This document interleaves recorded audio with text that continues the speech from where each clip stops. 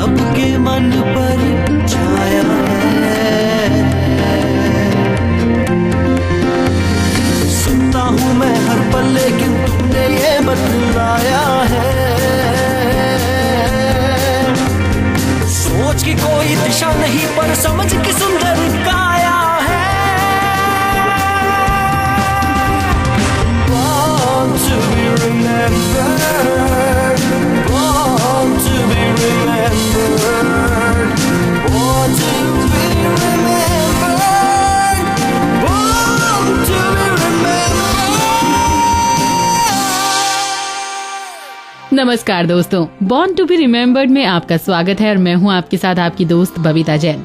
आज आकाश में उड़ना कितना आसान हो चुका है ना दोस्तों, लेकिन जिस वक्त आम लोगों ने इस बारे में सोचा भी नहीं था, उस दौर में किसी को हवा में उड़ते देखना किसी बड़े अजूबे से कम नहीं था। आज ही के दिन वर्ष 1783 यानी 1783 में पहली बार दो व्यक्तियों ने हॉट एयर बलून के जरिए ये करिश्मा कर सभी को आश्चर्यचकित कर दिया था। हवा में पहली बार उड़ने वाले ये दोनों व्यक्ति भौतिकी व रसायन के प्रोफेसर जॉन फ्रैंकोइस पिलात्रे दे रोजियर और मार्कोइस फ्रैंकोइस लॉरेंट दी आर्लेंड्स थे। इस हॉट एयर बलून ने दोनों व्यक्तियों को लेकर पेरिस से अपनी उड़ान भरी। 25 मिनट में करीब 6 मील की दूरी और तकरीबन 300 फीट की ऊंचाई तय की। The world's first balloon, the hot air marvel. Amazing invention of two Frenchmen, the great Montgolfier brothers. The world's first passenger flight from Paris, France. इस घटना के कुछ ही महीने पहले 5 जून 1783 यानी 1783 को पहली बार मोंटगोल्फियर भाइयों ने हॉट एयर बलून को हवा में उड़ाकर इसका सार्वजनिक प्रदर्शन किया था, जिसके बाद हवा की यात्रा को मनुष्यों की सुरक्षा दृष्टि से परखने पर विचार किया जाने लगा और 19 सितंबर 1783 को इस बलून के जरिए जानवरों को हवा में भेजकर परीक्षण किया गया, जिसके बाद सभी सुरक्षा पहलुओं पर गौर करके फ्रैंकोइस बंधुओं ने इस गुब्बारे में बैठकर हवा में यात्रा करने वाले पहले व्यक्ति होने का गौरव प्राप्त किया।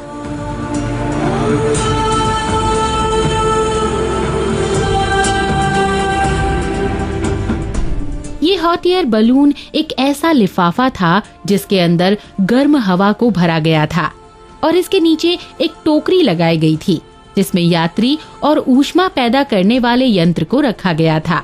ये डिवाइस बलून को उड़ाने के मकसद से लगाया गया था। इसके अलावा टोकरी में वायुमंडल का अध्ययन करने के लिए बैरोमीटर, बैरोग्राफ आदि सभी जरूरी डिवाइसों को भी फिक्स किया ताकि बलून की ऊंचाई, वहां पर हवा के ताप, दाब और आर्द्रता आदि का अध्ययन किया जा सके। धीरे धीरे इस बलून में कई बदलाव किए गए और फिर इसका इस्तेमाल नेवी और आर्मी में भी किया जाने लगा। साथ ही इसकी लैंडिंग को भी पहले से बेहतर बनाया गया ताकि मन मुताबिक जगह पर इसे उतारा जा सके। तो दोस्तों, ये थी हमारी उड़ान भरने की यात्रा, जो आज बहुत ही आसान लगती है, लेकिन इसके पहले की कहानी को सुनकर और पढ़कर ये अंदाजा लगाया जा सकता है कि हमें ऊंचाइयों तक पहुंचाने के पीछे बहुत से लोगों का योगदान शामिल है।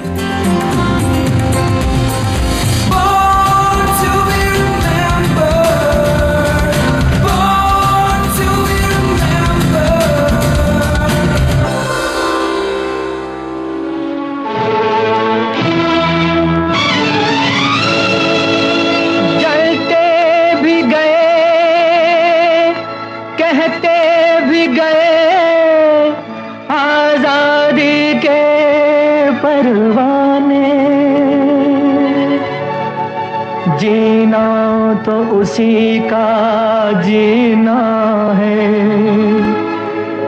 जो मरना वतन पे जाने।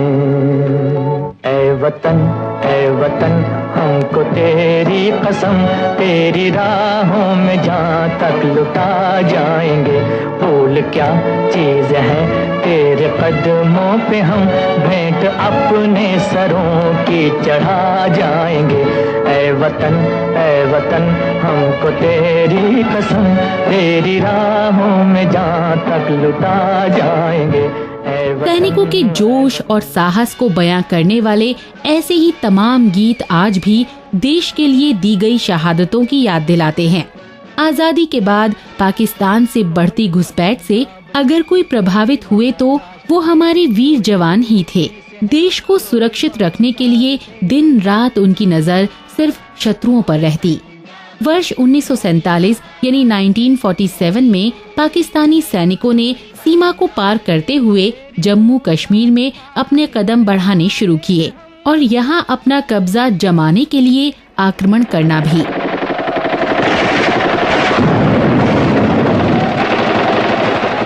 भारतीय सेना ने प्रमुख इलाकों में उनकी गोली का जवाब पूरे जोश शोर से दिया। फिर भी नौशहरा की सुरक्षा को अभी भी खतरा था, क्योंकि इसके उत्तर में स्थित कोट नामक पहाड़ी पर शत्रुओं का कब्जा था। 1 फरवरी 1948 यानी 1948 को भारतीय सेना ने इस पहाड़ी पर धावा बोला और लंबे संघर्ष के बाद कोट पर अपना कब्जा कर लिया। शत्रुओं को ये हार हजम नहीं हो पा रही थी और इसीलिए उन्होंने अगली बार 6 फरवरी 1948 यानी 1948 को नौशहरा पर कब्जा करने के लिए तेंधर और कोट दोनों ही जगह से हमला बोल दिया।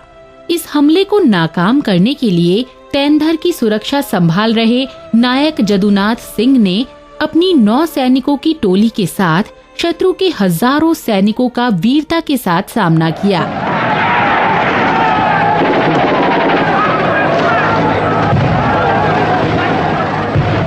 आखिरी सांस तक इन्होंने मातृभूमि की रक्षा की और अंत में वीर गति को प्राप्त हुए।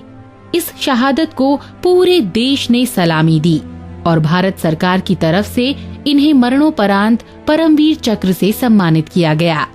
भारत माँ के इस वीर सपूत का जन्म आज ही के दिन वर्ष 1916 यानी 1916 में उत्तर प्रदेश के शाहजहांपुर जिले में हुआ था। इनके पिता एक बेहद ही गरीब किसान थे और पालन पोषण के लिए थी 8 बच्चों की जिम्मेवारियां। इसीलिए शिक्षा दीक्षा का उचित प्रबंध कर पाना उनके लिए आसान नहीं था।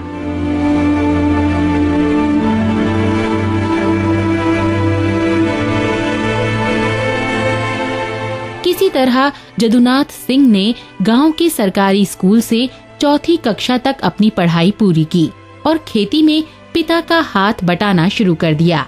इसके साथ साथ वो अपने शरीर को सबल बनाए रखने के लिए पहलवानी के दाव पेच भी सीखते रहे। 15 वर्ष की आयु तक पहुंचते पहुंचते इन्होंने सेना में भर्ती होने का निश्चय किया। 21 नवंबर 1941 यानी 1941 को जदुनाथ सिंह राजपूत रेजिमेंट में भर्ती हो गए। इन्होंने द्वितीय विश्व युद्ध में भी देश की तरफ से भाग लिया था और अपनी वीरता व साहस के कारण ही नायक के पद तक पहुंच गए। दुश्मन का इरादा है शहर नौशहरा पर कब्जा करके सीधा जम्मू पर लपक पड़े। तुमने बिल्कुल सही कहा। लेकिन सर, नौशहरा के रास्ते में तंदार की तराई पड़ती है, जहां हमारे जवान मोर्चा बांधकर बैठे हैं और उनमें से एक मोर्चे पर नायक जदुनाथ सिंह जमा हुआ है। 6 फरवरी 1948 यानी 1948 को सुबह के 6:30 बजे शत्रु की सेना नौशारवा पर कब्जा करने के लिए आगे बढ़ रही थी। उस रास्ते में पड़ने वाली पिकेट नंबर 2 की चौकी पर नायक जदुनाथ सिंह अपने 9 सैनिकों के साथ मोर्चा संभाले हुए थे, जबकि शत्रुओं के पास करीब 15,000 सैनिक थे। स्थिति विकट थी, लेकिन इस हनुमान भक्त ने धीरज से काम लिया और अपनी छोटी सी सेना के दम पर ही शत्रुओं को आगे नहीं बढ़ने दिया। हम राजपूत हैं और हमारी रेजिमेंट राजपूतों की रेजिमेंट है। हमारे होते हुए दुश्मन हमारे देश में कदम नहीं रख सकता। आज हमारे आन के इम्तिहान की घड़ी आ गई है और हम राजपूत इसी घड़ी के लिए जीते हैं। हम खून का आखिरी कतरा बहा देंगे, लेकिन इस पोस्ट को नहीं छोड़ेंगे। जदुनाथ सिंह की कुशल रणनीति से शत्रु हैरान थे। उन्हें ऐसा लगा कि वो पूरी ब्रिगेड से मुकाबला कर रहे हैं।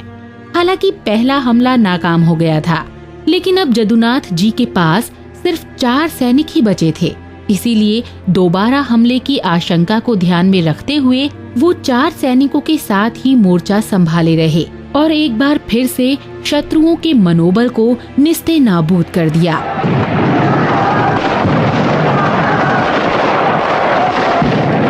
इन चंद सैनिकों ने 2 बार शत्रुओं को खदेड़कर चौकी की रक्षा करने में विजय तो हासिल कर ही ली थी, लेकिन अब उनके बचे हुए साथी थक चुके थे और खुद नायक जदुनाथ सिंह भी बुरी तरह से घायल हो चुके थे।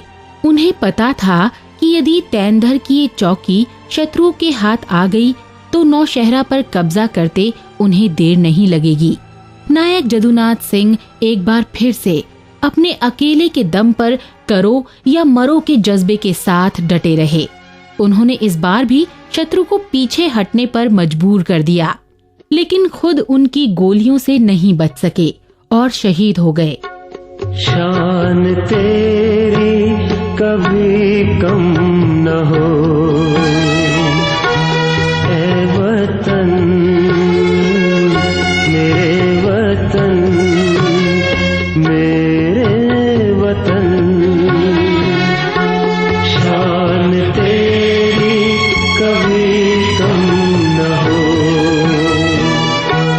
ऐ वतन, मेरे वतन, मेरे वतन।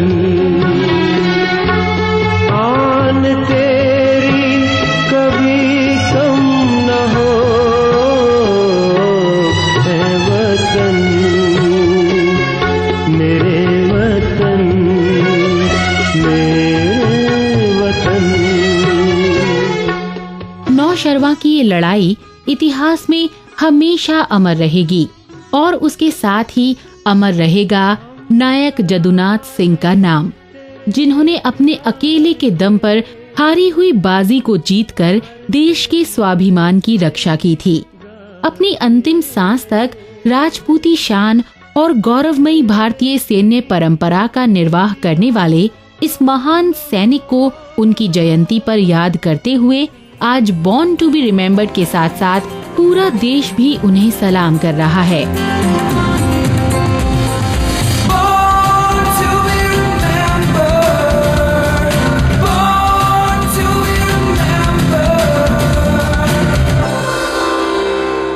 कहीं कोई सीमा पर देश की रक्षा करके देश के अभिमान को बढ़ाता है, तो कहीं कोई अपने वैज्ञानिक नजरिए से देश के विकास को बढ़ाता है, लेकिन दोनों ही परिस्थितियों में उनका मकसद सिर्फ एक ही है और वो है देश को आत्मनिर्भर बनाना।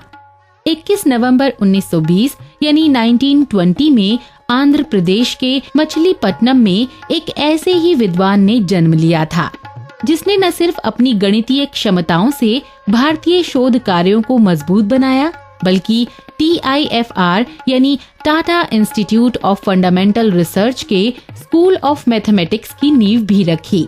जी हाँ दोस्तों, हम बात कर रहे हैं कोमरावल्लू एस चंद्रशेखरन जी की, जिन्होंने मद्रास प्रेसिडेंसी कॉलेज से मैथमेटिक्स में अपना MA पूरा किया और 1940 यानी 1940 से 1943 यानी 1943 तक मद्रास विश्वविद्यालय के गणित विभाग में बतौर रिसर्च स्कॉलर काम किया। इसी साल वो प्रेसिडेंसी कॉलेज में पार्ट टाइम लेक्चरर पद पर काम भी कर रहे थे और साथ ही इन्होंने आनंद राव के निर्देशन में अपनी डॉक्टरेट भी पूरी कर ली।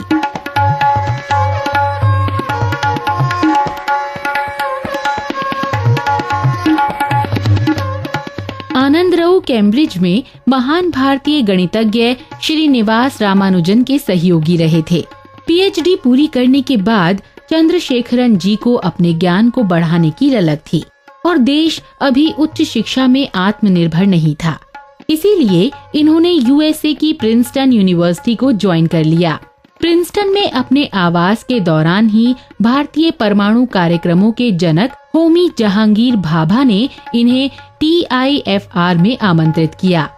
यहाँ आकर इन्होंने भाभा व दूसरे वैज्ञानिकों के साथ मिलकर सफलतापूर्वक स्कूल ऑफ मैथमेटिक्स की स्थापना की और इसे विश्व स्तरीय पहचान दिलाने में अपना योगदान दिया।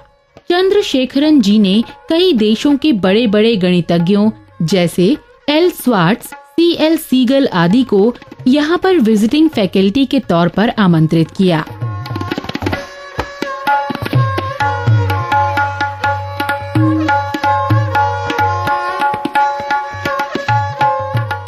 उनके इस प्रयास ने इंस्टीट्यूट को बुलंदियों तक पहुंचाने में मदद की।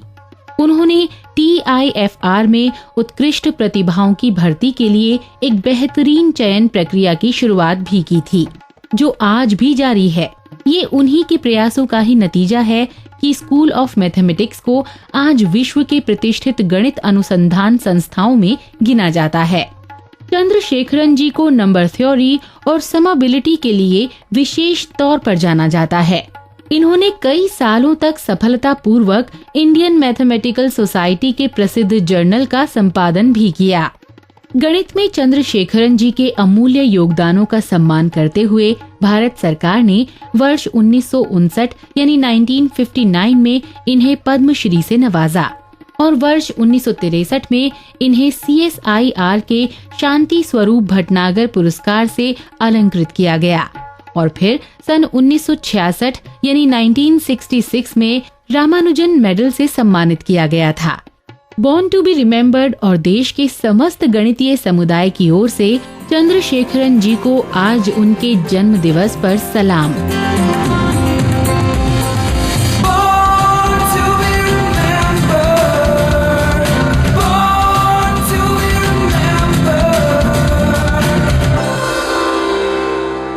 फिल्मी दुनिया भी कितनी अजीब है ना दोस्तों।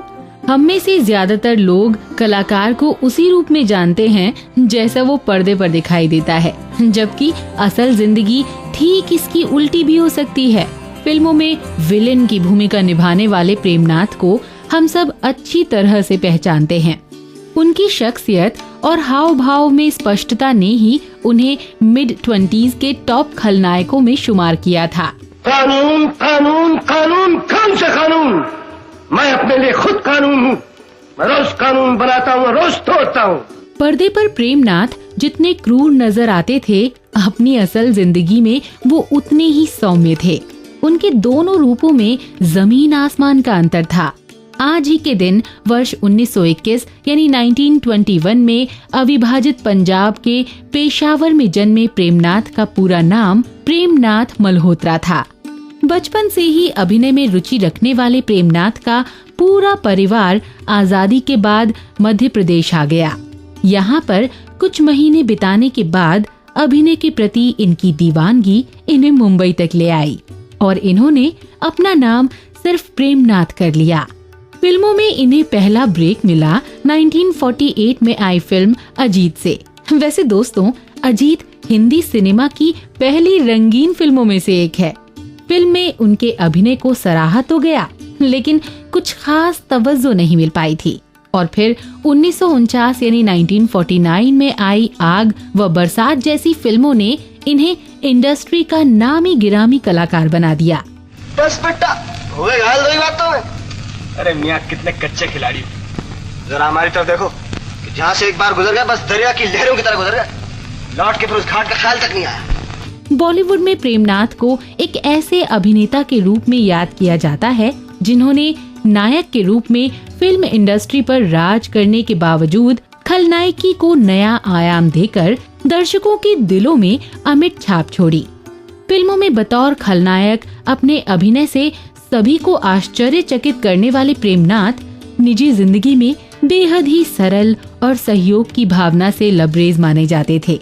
उन्होंने बहुत से ऐसे कलाकारों व दूसरे लोगों की मदद की जिनका साथ उनके बुरे दौर में सभी ने छोड़ दिया था। निर्माता चंदूलाल शाह और फेमस डांसर कुक्कू ऐसे ही कुछ नाम हैं, जिनकी मदद इन्होंने बिना किसी को बताए हुए की। न सिर्फ पैसे से बल्कि दिल से प्रेमनाथ जी ने इन्हें दोबारा से उठने में मदद की थी।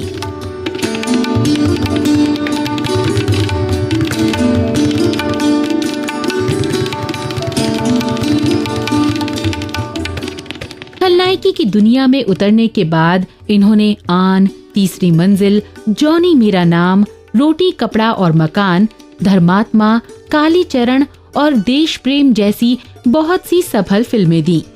कि नफरत क्या है।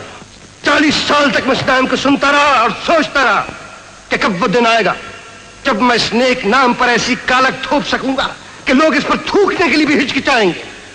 भूपेंद्र सिंह, आज अगर तुम मर जाते ना तो मैं तुम्हें बताने की तसल्ली हासिल करने से महरूम हो जाता कि मैं अपने मकसद में किस कदर कामयाब हुआ हूं। अपनी हर चोरी, हर डकैती, हर जुर्म, हर खून मैंने इस नाम की भेंट चढ़ा दिया। राय साहब का ये सफेद लिबास जो तुमने छीन कर मुझसे पहना था, तुम नहीं जानते ये किस किस के खून से लथपथ है। फिल्मों में उनकी अभिनय क्षमता को समय समय पर कई पुरस्कारों से सम्मानित भी किया गया। उन्हें कई बार सर्वश्रेष्ठ सहायक कलाकार के रूप में फिल्म फेयर अवार्ड के लिए नॉमिनेट भी किया गया। उन्होंने न सिर्फ हिंदी फिल्मों में नाम कमाया बल्कि क्षेत्रीय भाषाओं की फिल्मों के साथ साथ बाहर की फिल्मों में भी काम किया। वर्ष 1969 यानी 1969 में अमेरिकन फिल्म कैनर में वो खास भूमिका निभाते नजर आए थे। फिल्मों की दुनिया इनके लिए जीवन के समान थी, लेकिन फिर अचानक 1985 में आई फिल्म हम दोनों के बाद इन्हें फिल्मों से रिटायरमेंट लेना पड़ गया। प्रेमनाथ जी की सेहत अब कुछ गड़बड़ रहने लगी थी। इसी वजह से ज्यादा आना जाना संभव नहीं होता था और फिर लगातार गिरते स्वास्थ्य के कारण 66 वर्ष की उम्र यानी वर्ष 1992 में इंडस्ट्री के इस खलनायक को मौत ने हमेशा के लिए हरा दिया। आज हमारी टीम की ओर से इस लेजेंडरी फिल्म एक्टर को सच्ची श्रद्धांजलि।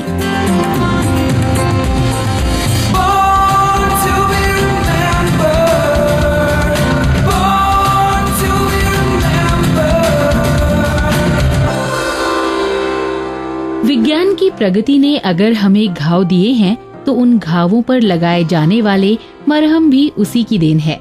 21 नवंबर 1785 यानी 1785 इतिहास की वो तारीख है जिसमें एक ऐसे सर्जन का नाम दर्ज है जिन्हें आज भी दुनिया फादर ऑफ गैस्ट्रिक फिजियोलॉजी के नाम से जानती है। गैस्ट्रिक फिजियोलॉजी विज्ञान की एक ऐसी शाखा है जिसके अंतर्गत हम ह्यूमन डाइजेशन यानी हमारे पाचन तंत्र का अध्ययन करते हैं। विलियम बियोमॉन्ट मेडिकल इंडस्ट्री का ऐसा नाम है जिसे कभी भी भुलाया नहीं जा सकता है। कनेक्टिकट के एक बेहद ही साधारण परिवार से ताल्लुक रखने वाले विलियम ने अपनी आरंभिक शिक्षा गांव के स्कूल से पूरी की, जिसके बाद उन्होंने घर छोड़ दिया और एक स्कूल में बतौर स्कूल मास्टर पढ़ाने लगे। यहाँ से मिलने वाले खाली समय में विलियम मेडिसिन की पढ़ाई करते और 1810 यानी 1810 में इन्होंने एक डॉक्टर के साथ बतौर सहायक काम करना शुरू कर दिया। इस दौरान उन्होंने बहुत सी चीजें सीखी और हर दिन की गतिविधि को लिखते भी रहे, जैसे कि कितने मरीज आए, उन्हें क्या बीमारी थी और किस बीमारी के क्या लक्षण थे आदि। वर्ष 1812 यानी 1812 में विलियम को थर्ड मेडिकल सोसाइटी का मेडिकल प्रैक्टिशनर नियुक्त किया गया और इसके कुछ ही समय बाद युद्ध के दौरान उन्होंने बतौर सर्जन काम करना शुरू कर दिया। 6 जून 1822 यानी 1822 उनकी जिंदगी का ऐसा दिन साबित हुआ जिसने उनकी सोच को बहुत आगे तक ले जाने में मदद की। इस दिन एलेक्सिस सेंट मार्टिन नाम के युवा कैनेडियन को पेट में गोली लगी और उसे डॉक्टर विलियम बियोमॉन्ट के पास इलाज के लिए लाया गया। डॉक्टर विलियम घाव के आकार को देखकर हैरान थे। ये हमारी हथेली से बड़ा और 2 से 3 फीट तक गहरा था। इसके अंदर बारूद घुसा हुआ था। डॉक्टर विलियम ने मरीज का इलाज करना शुरू किया और उनके हाथों के कमाल से मार्टिन बिल्कुल ठीक हो गया।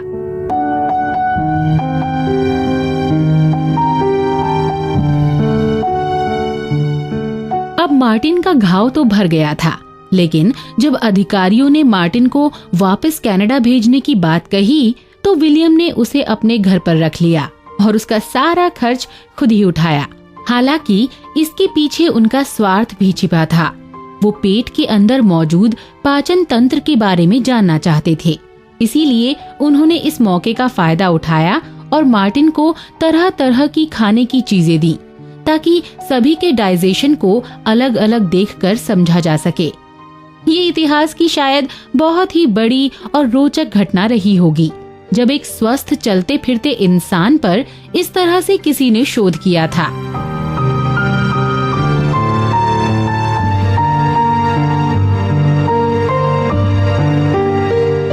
विलियम ने पाचन तंत्र में होने वाली रासायनिक अभिक्रियाओं और वहां बनने वाले गैस्ट्रिक अथवा अम्लीय जूस का विश्लेषण किया। इस अध्ययन का उपयोग आज भी किया जाता है। 1824 यानी 1824 में विलियम का तबादला न्यूयॉर्क हो गया और फिर मार्टिन को कनाडा भेज दिया गया। शोध अधूरा था, इसीलिए वर्ष 1832 यानी 1832 में विलियम ने 6 महीने की छुट्टी लेकर एक बार फिर से मार्टिन पर प्रयोग करने शुरू किए और मेडिकल इंडस्ट्री के दूसरे विशेषज्ञों को भी इसमें शामिल किया। अपने इन सभी प्रयोगों के आधार पर डॉक्टर विलियम बियोमॉन्ट ने 1833 यानी 1833 में experiments and observation on the gastric juice and the physiology of digestion नामक पुस्तक की रचना की। पुस्तक के पहले हिस्से में उन्होंने अपने प्रयोगों के बारे में लिखा है, जबकि दूसरे हिस्से में उन प्रयोगों के आधार पर किए गए विश्लेषणों को। अभी भी विलियम बियोमॉन्ट के दिल में और शोध करने की इच्छा थी, लेकिन फिर मार्टिन को हमेशा के लिए वापस कनाडा भेज दिया गया, जिसके बाद विलियम अपनी पूरी जिंदगी बतौर प्राइवेट सर्जन प्रैक्टिस करते रहे। आज पूरा विश्व इस महान सर्जन का शुक्रगुजार है। विलियम बियोमॉन्ट के कार्यों के सानिध्य में पेट से जुड़े बहुत से शोध कार्यों की नींव भी रखी जा चुकी है। बॉर्न टू बी रिमेम्बर्ड की पूरी टीम इस महान सर्जन को उनकी जयंती पर सलाम कर रही है।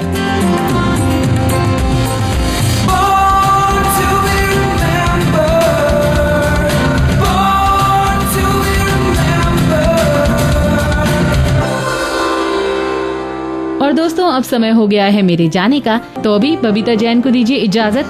मिलते हैं बहुत जल्द। नमस्कार। मैं बनना चाहूँ जैसा पर शायद सपनों में, मैं उड़ना चाहूँ जैसा पर शायद सपनों में।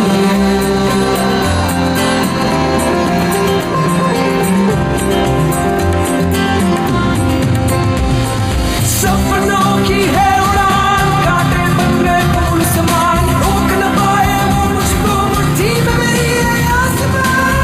Born to be remembered, born to be remembered। इस कार्यक्रम के कार्यकारी निर्माता जैनेंद्र सिंह।